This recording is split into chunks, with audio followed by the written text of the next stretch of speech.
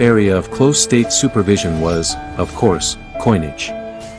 Copper, silver, and gold coins were minted and issued carrying images of emperors, their heirs, the cross, Jesus Christ, or other images related to the church. Although the state minted coins primarily for the purpose of paying armies and officials, the coinage did filter down and through all levels of society. Coinage, in the form of the standard gold nomisma, solidus, coin, was also necessary to pay one's annual taxes. When there were fewer wars and so fewer soldiers and suppliers to pay for, or when the tentacles of the local state bureaucracy declined in the 7th and 8th century CE, coins could become scarce and barter had to be resorted to in the provinces, especially. Byzantine state control of trade was hit by the Arab conquests from the 7th century CE. Cities, too, were in decline and ever more self-sufficient, while shipping became increasingly the domain of private traders. When a greater stability in the Mediterranean allowed for a resurgence in wider trade networks from the 10th century CE, it would be the Italian states which seized the opportunity to reap profit from the transport and sale of goods from one end of the known world to the other. Great merchants such as the Venetians were even given their own facilities and preferential regulations and duties at Constantinople.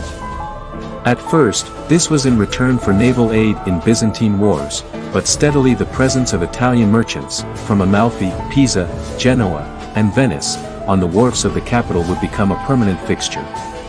Constantinople, thus, could boast the most vibrant market in Europe, with merchants from Syria, Russia, Arabia and many other places forming a semi-permanent cosmopolitan residency. Quarters sprang up in the city where Jews built synagogues, Arabs built mosques, and Christians their churches. The great traded goods of antiquity continued to be the most commonly shipped in the Byzantine Empire of the medieval period: olive oil, wine, wheat, honey, and fish sauce. Likewise, the terracotta amphora remained the storage vessel of choice.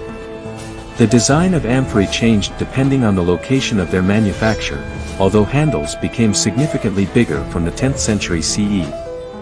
The contents were carefully labeled, with either stamped inscriptions on the sides or clay tags added.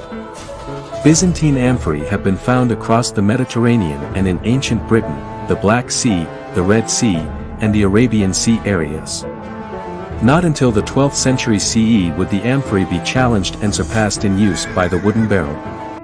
Other goods which were traded between regions included cattle, sheep, pigs, bacon, vegetables, fruit, pepper and other spices, medicines, incense, perfumes, soap, wax, timber, metals, worked gemstones, lapis lazuli, from Afghanistan, glass, ivory, from India and Africa, worked bone, flax, wool, textiles, linen, from Bulgaria, fur, from Russia, silver plate, enamels, amber, from the Baltic, bronze vessels, and brass goods, especially buckets and decorated doors panels largely destined for Italy. The slave trade, with slaves often supplied from Russia, continued to be important, too. Pottery tableware was another common part of any ship's cargo, as indicated by shipwreck. Slipped red-bodied ceramics with stamped or applied decoration were common until the 7th century CE, and then slowly replaced by finer wares, which were lead-glazed, white-bodied, and then red-bodied from the 9th century CE. Decoration, when present, was impressed, incised, or painted. Constantinople was a major production center for white-bodied ceramics, and Corinth produced a large quantity of red wares from the 11th century CE. Silk was first introduced from China, but imported raw silk was eventually replaced by silk produced on mulberry farms, the food of the silkworm, in Phoenicia, and then Constantinople from 568 CE. The silk factory at the Byzantine capital is under imperial control, and the 5 silk guilds were under the auspices of the imperial prefect of the city. Other notable silk-producing sites within the empire included southern Italy, Greek Thebes, and Corinth. One final highlight of the shopping calendar was the festivals and fairs held on such important religious dates as saints' birthdays or death anniversaries. Then churches, especially those with holy relics to attract pilgrim visitors from far and wide, became the centerpiece of temporary markets where stalls sold all manner of goods. One of the largest such fairs was at Ephesus, held on the anniversary of St. John's death. Typically, the 10% sales tax collected by the state commerciarioi at such events was a tidy sum, according to one record as much as £100, 45 kilos, in gold. Other notable silk-producing sites within the empire included southern Italy, Greek Thebes, and Corinth. Marble was always in demand across the empire as it was used by those who could afford it for buildings, flooring, church altars, decoration, and furniture.